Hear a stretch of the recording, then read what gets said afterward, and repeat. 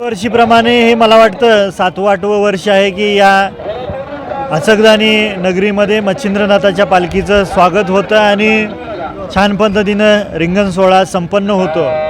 सर्व गावकरी मिळून हा रिंगण सोहळा पार पाडतात। मागच्या वर्षी शासनाचे वारीच्या माध्यमातून पैसे मिळाले होते, यावर्षी आपण प्रयत्न केला, पण पुढच्या वर्षीपासून निश्चितपणे या रिंगणासाठी जिल्हा परिषदेच्या माध्यमातून पैसे उपलब्ध केले जातील आणि 25 तारखेला आषाढी वारी आहे।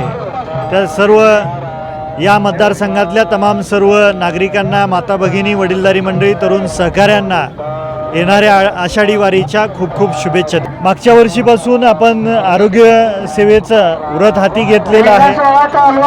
आम्ही दोघंही म्हणजे मी आणि डॉक्टर निकिता दोघंही वैद्यकीय क्षेत्रात आहोत आणि त्या कारणाने मागच्या वर्षी सुद्धा आपण 2-3 दिवस आरोग्याची सेवा दिली, यावर्षी सुद्धा आपण 2-3 दिवस आरोग्याची सेवा देतोय।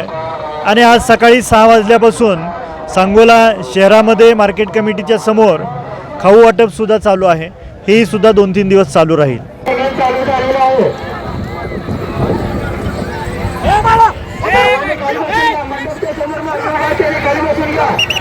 मंडपाच्या समोर माऊली बाबा त्यांनी खाली बसून घ्या,